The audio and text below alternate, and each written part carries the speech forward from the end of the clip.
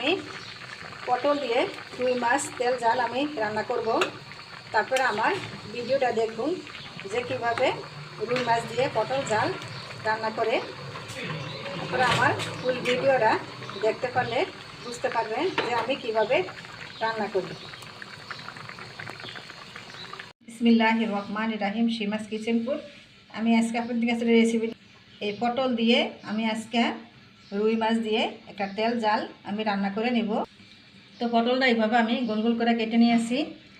দেখুন আজকে আমি রুই মাছ দিয়ে আমি আজকে তেল ঝাল রান্না করব। দেখুন যে আমি কিভাবে আপনাদেরকে রান্না করে দেখাচ্ছি, আপনারা আমার ফুল ভিডিওটা দেখুন। তো আমি আগে তো একটা প্যান বসাইছি, প্যানেতে আমি কিছু পরিমাণে সয়াবিন তেল দিয়ে দেবো মাছগুলো ভাজার জন্য। আমার এখানে তেলটা গরম হয়ে আছে, এখন আমি সবগুলো মাছ দিয়ে দেবো। তো আমার যে মাছটা হয়ে গেছে, এখন আমি সবগুলো মাছ তুলে ফেলবো।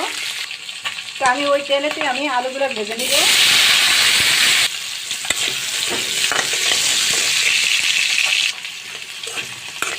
তো এখানে আমি এই যে আলুগুলো একটু ভাজা করেছি, আপনারা চাইলে এখানে একটা মূলও দিতে পারেন। তো আমি একটা মূলগুলো কেটে দিলাম। তো আমার এই যে আলু দমগুলোটা ভাজা ভাজা হয়ে গেছে, তা আমি ওই ইয়াতে আমি একসঙ্গে পটলগুলো দিয়ে দিব।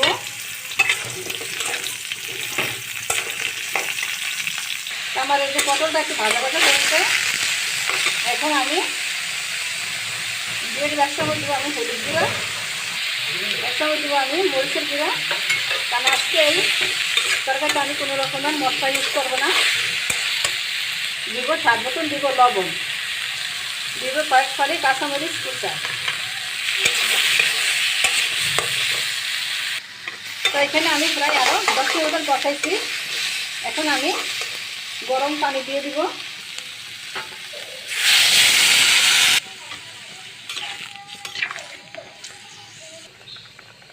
তো এই যে আমার পটল ঝালটা হয়ে গেছে, এখন আমি সবগুলো মাছ দিয়ে দিব। তো দেখলাম তো আজকে আমি এখানে কোনো আমি মশলা দিই নাই, তো আমি একটু বাগার দিব। তো আমি পটল ঝাল রান্না করার জন্য এখানে আমি কিছু পরিমাণে সয়াবিন তেল দিয়ে দিলাম। দিব আমি 3-4টা শুকনো মরিচ, দিব আমি পরিমাণ মতন সরিষাটা দিলে একটা ভালো একটা সেন্ট আছে। তো এখন আমি তরকারিটা আমি দিয়ে দিব।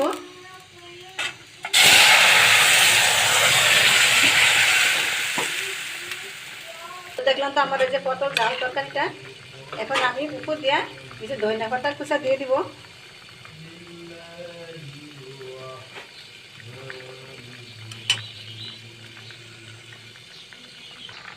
তো দেখলাম তো এই যে আমার পটল ঝাল রুই মাছের তরকারিটা, আপনারা আমার মতন এইভাবে রান্না করে কি আমাকে কমেন্ট করুন। প্লিজ আমার এই রেসিপিটা যদি ভালো লাগে থাকে আমার চ্যানেলটাকে লাইক কমেন্ট করুন এবং নতুন হয়ে থাকলে সাবস্ক্রাইব করুন। আল্লাহ হাফেজ।